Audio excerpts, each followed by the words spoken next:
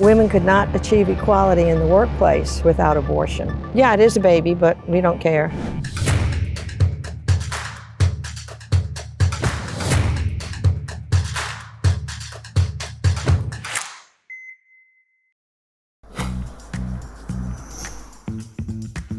Is it really day 10? It is day 10. Wow. So how's it going so far? It's an adventure, to say the least, that's for sure. What has been your greatest challenge so far? It took about a week for our camera crew, our great kids, to kind of figure out what their roles are, what they're supposed to do, how they're supposed to do it. That, and then packing and unpacking, plus the drive. Can you tell me what's the greatest reward or the best thing you've seen from this trip so far? Understanding what exactly is happening on the ground in these different cities. We're in Charleston, South Carolina, here at the Planned Parenthood, and this place is littered with these no trespassing signs all across this huge building. Cameras all over the place trying to find any way to prosecute pro-life people. We see now that the Biden administration is prosecuting people for the so-called FACE Act, and we know that they're looking for every single opportunity to put pro-life people in jail. But look at this huge building. Tons of places they can continue to take the lives of little innocent children. Luckily in Charleston, South Carolina, there's only one abortion facility that we're aware of, but this is it, it's a big one. And we know that pro-life people are doing great work in Charleston, South Carolina.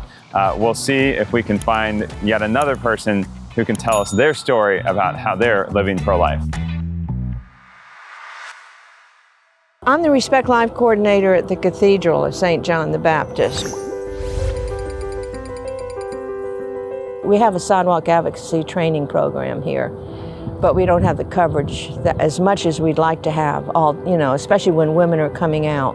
What's your pro-life story? Well, I'm post-abortive, and I had an abortion in February '74, a year after Roe v. Wade, and had it not been legal, I would never have had an abortion. And I went in back, women go into denial, and I did. My deceased husband I did marry him. He threatened to cancel our engagement if I didn't have an abortion because he was starting medical school in August of '74, the due date was August of '74.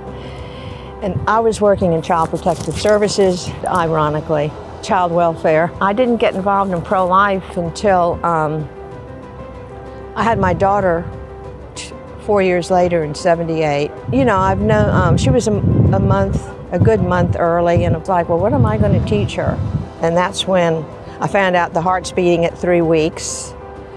Just started studying, because I was in denial for years. We need to motivate those. So many people. I mean, the men that are out there on the sidewalk, yep. So many of them are post-abortive. I hear it's just amazing. I remember a woman at a cocktail party. Of course, there's I had an abortion, but it's no problem for me, and it's because they're still in denial. Yeah. Because when a woman acknowledges what they've done, that they've taken the life of their child, especially if they later want to have a child and they can't, the grief that, they've averted that grief process with the denial of what they did. And to go through that process, it's very painful.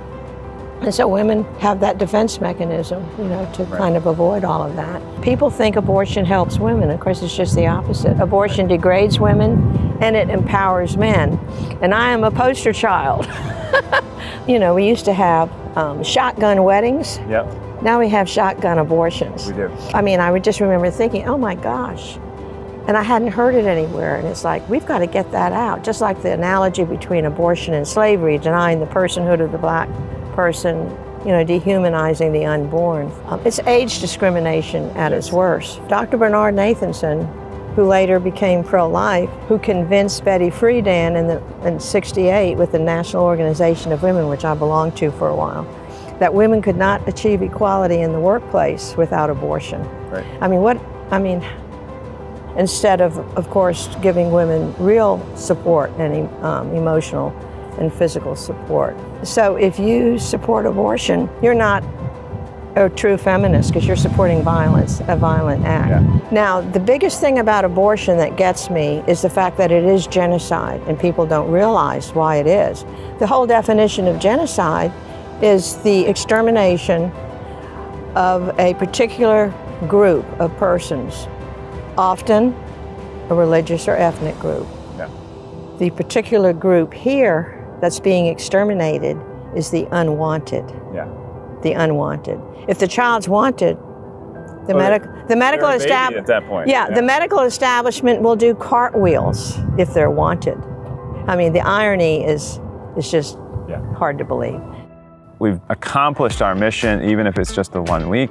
We got another 3 weeks or so left to go. I think if we continue to stay the path, we'll be able to meet the right people who are making things happen on the ground, be able to tell their stories at these different abortion facilities in different cities around the country. And we then understand where Coalition Life is going to go next.